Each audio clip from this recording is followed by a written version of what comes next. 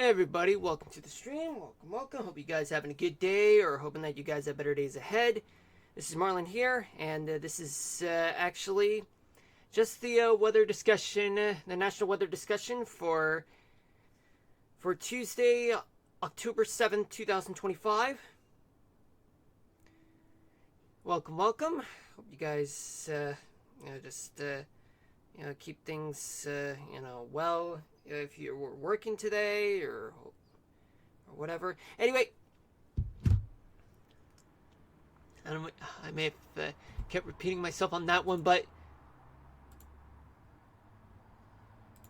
okay. So what do we have here? Okay, so throughout the country, we do have plenty of wet weather that's located throughout the United States of America and the contiguous part of the United States. You can see, folks.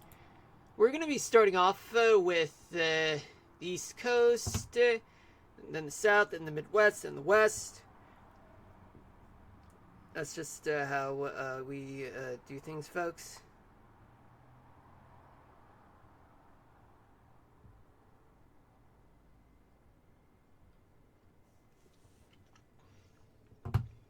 Okay, so let's take a look at the overall picture. So we got 23 active weather alerts. We got 2 severe thunderstorm warnings in New Mexico, 1 special weather statement in Tennessee and Alabama, 10 high wind warnings, 2 air quality alerts, 8 flood warnings, no fire weather alerts. Alright, so we do have a cold front that's sweeping through the Midwest and the South, particularly in the Mississippi Valley. Then we have a stationary front that's sneaking through Texas, New Mexico, Colorado, Utah, Nevada, and another one located in northeastern Montana through the Dakotas, and then transition to a cold front as it goes through Minnesota, and Wisconsin, and upper Michigan. But all of this has resulted in some storms that are brewing in the eastern third of the country, and pop-up showers and storms throughout the South, and dry weather in the Midwest and much of the West, except for New Mexico, though. But let's just go further into it. Let's go, folks. Okay.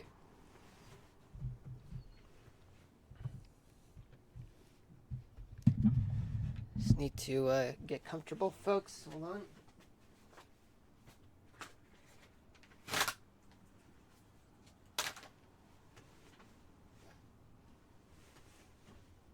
Okay, so let's take a look.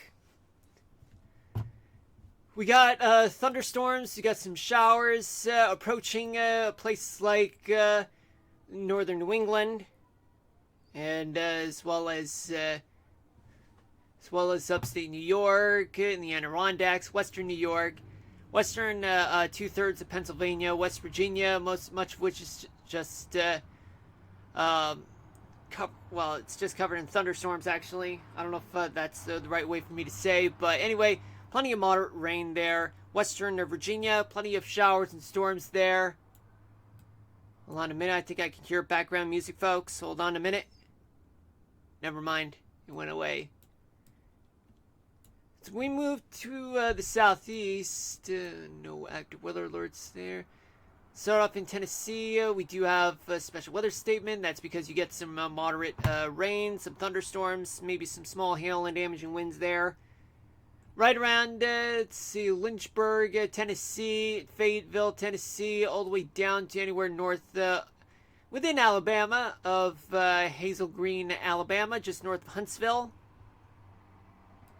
But nothing going on in Nashville except for some passing thunderstorms. They've been a problem about more than 3 hours ago, but all that started moving eastward and affecting places like Knoxville in a matter of moments, and as well as it's been affecting Huntsville 2 hours ago and another one just about an hour ago. So probably right about now in Huntsville, Alabama. Looks like they're getting one right now. Birmingham, pop-up thunderstorms in the past 3 hours threatening the city.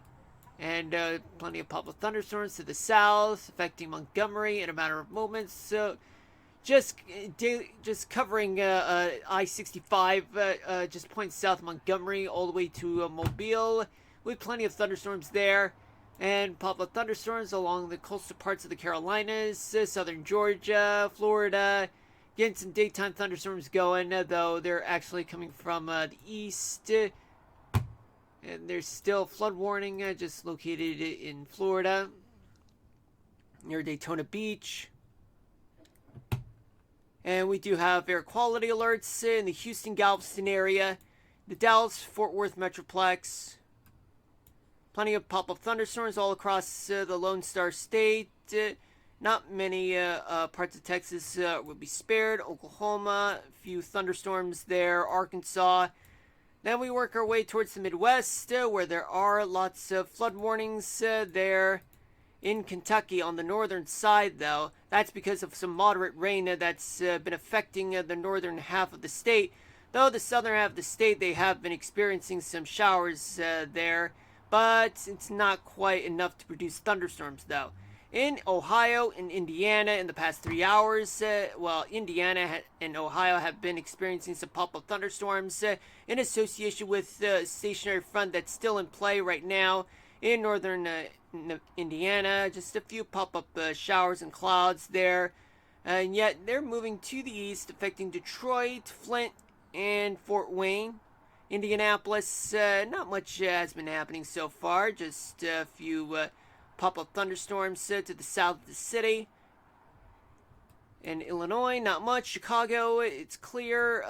Rest of Michigan, it's quite clear, though. Sault Ste. Marie has been hit with some pop-up showers, maybe a chance of thunderstorms in the past hour. Wisconsin, not much, despite a cold front, plus Minnesota. The Dakotas, no rain, no precipitation, not even clouds. But there is a flood warning that's still in effect near Aberdeen, South Dakota. Nebraska, not much. Missouri, not much though as well. But just a few pop-up showers and thunderstorms to the south. Kansas, dry. The northern Rockies and the Pacific Northwest, also dry. Not much has been happening so far, despite a stationary front in the northeastern corner of Montana, and as well as the Great Basin states like Utah, Nevada, western Colorado, eastern Colorado. Well, actually, there is a little bit of some pop-up showers on the south side, south of Pueblo, Colorado. New Mexico, they've been getting a lot of thunderstorms. Some of them have been popping up right along the stationary front. That's enough to issue severe thunderstorm warnings throughout places like anywhere south of and southwest of Albuquerque, right in the Cibola National Forest, near Magdalene, New Mexico. There are some flash flood discussion. There's a flash flood discussion, and all of this is making people very alert. Because they just need to prepare themselves, because flash flooding could be an issue there. Arizona, it's quite dry. California, dry. And what about the system right here? Well, there are two systems, but they're actually mostly Pacific type of systems. There's one that is Tropical Storm Octave. It's located just west of southern Mexico. And another one named Hurricane Priscilla, named after Elvis Presley's wife. Well, that's for another matter. Regardless, Octave, it's going to approach towards the west coast of Mexico, but as a post-tropical cyclone, though, rather a tropical depression, and weaken gradually. But just south of Cabo San Lucas, just right here, Priscilla is a Category 2 storm. It is projected to weaken as a Category 1, then a tropical storm by Thursday afternoon, and then by Friday it'll make landfall on the north side of Baja California as a tropical depression. Though in Arizona's case, it'll be nothing but a big rainmaker over there in the desert southwest and parts of the desert, parts of Southern California, though. talk about Jerry in depth in a little while, folks.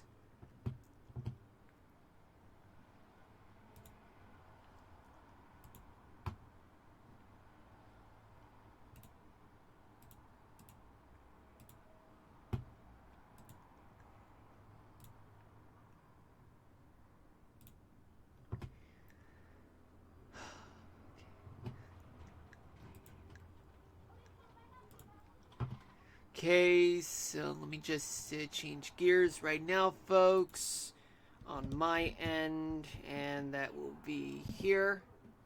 Give it a moment. On my end, actually. Okay, so what do we have here? Well, let's see, let's take a look at the overall picture. We do have winds.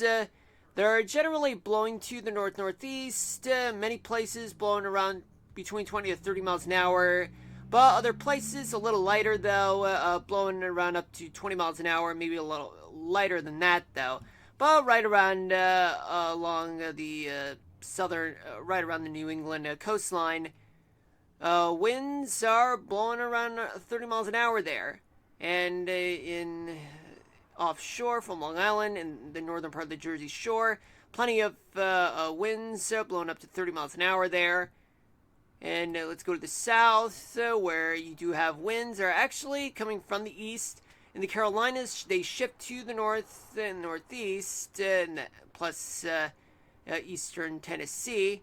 Though in western Tennessee, winds are coming from the northwest. They're blowing up to 20 miles an hour, but on the east side up to 30 miles an hour. In the Carolinas, they're blowing up to 20 miles an hour. Down in Florida, just up to 25 to 30 miles an hour in some places, blowing from the east to the west. Lighter winds in central Georgia, southern Alabama, Mississippi, southern Louisiana, and parts of Arkansas. Okay, and then we have winds that are coming from the north in Oklahoma, pushing down south toward Texas, shifting to the west once it makes its way towards Texas. Though winds are blowing up to 25 to 30 miles an hour there, but in western Texas, blowing up to 30 miles an hour. Winds are coming from the east in the southern part of Texas. In the Midwest, you see in the Ohio Valley, well, there is a cold front for sure, and to prove my point, you see winds that are actually coming from the south, then shift to the northeast. Yet you have wind, in Kentucky and the Ohio River Valley, but to the north in Michigan, you have winds that are coming from the north and northwest, yet they're actually shifting to the northeast because of the cold front. Hey, Wild, welcome. Hope you're having a good weekend, or hoping to having a good day today. So sorry that I wasn't able to stream on Sunday or even yesterday because I had a lot of things to do. I had to wake up so early, and by the time I got home on Monday, after work, I got too tired. Because of what happened Monday morning. I had to drive someone for an appointment, which required a designated driver. Then after that, I went to work, and boy, it was one hell of a time. So, have you been? How is the weather in your area, Wild? That's fine, just stream when you can. Thank you. See what we got. Okay, so in the upper Mississippi Valley, winds are coming from the northwest, blowing up to 30 miles an hour in many places, most notably in Lake Superior, and just a little bit noticeable in southeastern Kentucky, southern Illinois, all the way to Detroit. In the Great Plains, you have winds in the Missouri River Valley. They're actually coming from the south generally, blowing up to 25 miles an hour. But in Nebraska, you have some clockwise winds that are somewhat light and variable, but moving up to 20 miles an hour. In the Dakotas, on the eastern side, winds are blowing to generally either to the southeast or the southwest side, moving to the north at up to 20 to 30 miles an hour, a little lighter in central and eastern the Dakotas. Let's go to the west.